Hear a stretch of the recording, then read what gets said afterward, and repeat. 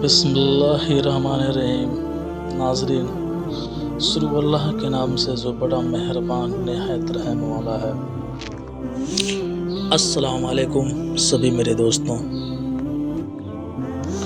नाज़रीन, आप लोगों के लिए मैं एक वाक़या लेकर आया हूँ जिसका नाम फ़कीर की बद्दुआ से आया अल्लाह का अज़ाब, और एक फ़कीर की ही कहानी है दोस्तों। तो अगर जो लोग मेरे चैनल पर नए हैं वो मेरे चैनल को सब्सक्राइब कीजिए, लाइक कीजिए और कमेंट करके ज़रूर बताएं दोस्तों कि वीडियो कैसा लगा। इस वाक़ये को सुन करके आप लोगों का इंशाअल्लाह ईमान ताज़ा हो जाएगा और आप नाज़रीन अल्लाह से अपने गुनाहों का माफ़ी मांगोगे हर वक्त। तो फ़कीर की बद्दुआ से आया अल्लाह का अज़ाब, सुनते हैं इस कहानी को।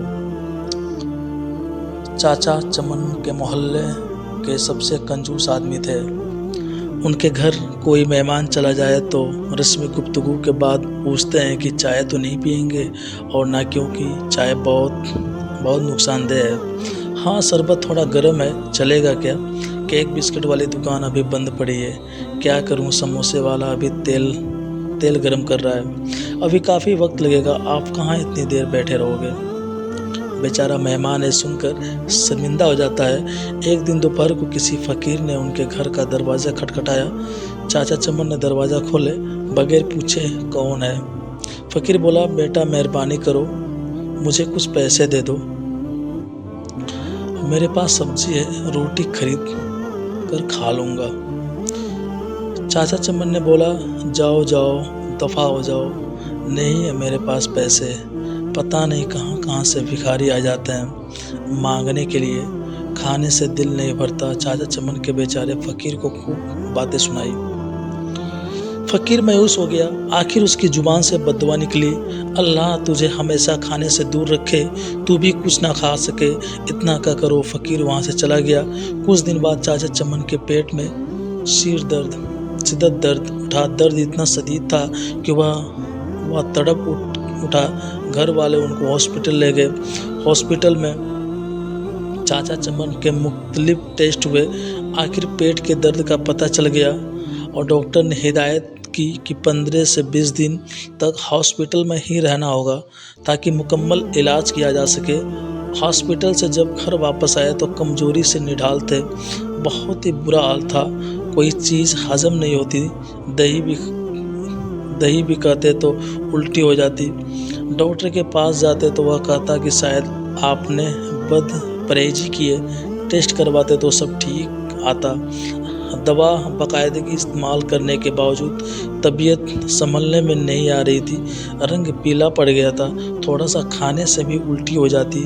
चाचा चमन की रातों की नींद उड़ चुकी थी। उनको मौत का खौफ होने लगा।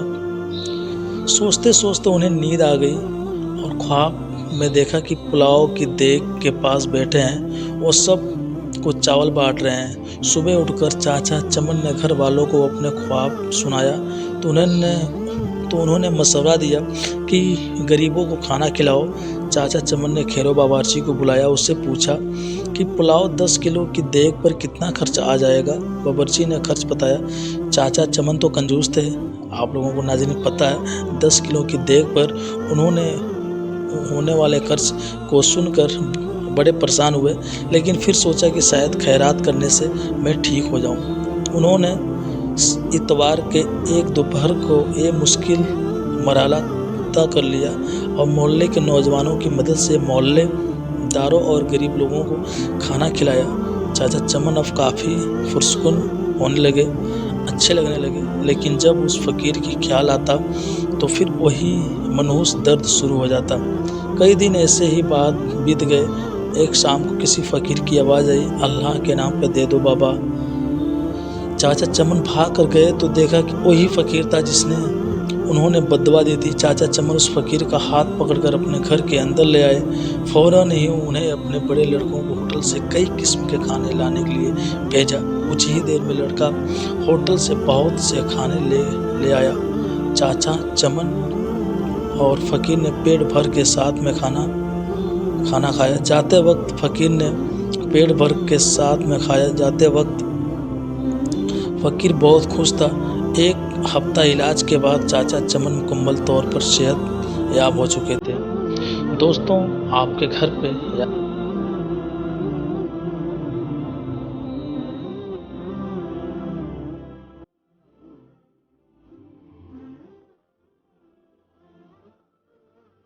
तो नाज़रीन, ये था एक कंजूस और एक फ़कीर की कहानी। दोस्तों, आपके घर पे कोई भी अगर फ़कीर आ जाए तो उनको बिना दिए हुए मत भेजिए, क्योंकि वो फ़कीर कुछ भी हो सकते हैं, आपको दुआ भी दे सकते हैं, जो दुआ आपको आखिरत में काम आए।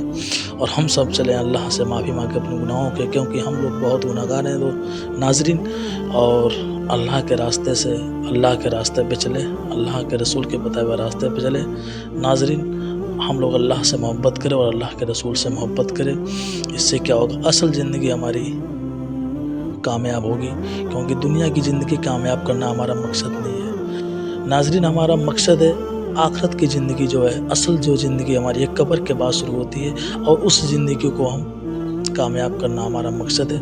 हम उसी ज़िंदगी को कामयाब करने के लिए हम दुनिया में आए हैं, अल्लाह हमको भेजा है। दोस्तों, अगर वीडियो पसंद आया होगा तो मेरे वीडियो को सब्सक्राइब कीजिए और लाइक कीजिए, और कमेंट करके एक छोटा-सा ज़रूर बताएँ कि वीडियो कैसा लगा, और मैं कैसे आप लोगों को मैं बता रहा हूँ, मेरी आवाज़ कैसा है। दोस्तों, इससे क्या होगा, मुझे थोड़ा-सा मोटिवेट मैं होऊँगा, और भी अच्छी-अच्छी वाक़या पे आप लोगों से मैं बात करूँगा, और अच्छी-अच्छी वाक़या मैं लेके आऊँगा आप लोगों के लिए, जिसे सुन कर के इंशाअल्लाह आप लोगों का ईमान ताज़ा हो जाएगा, और आप अच्छे से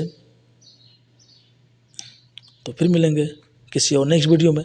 तब तक के लिए आप अपना ख़्याल रखिए।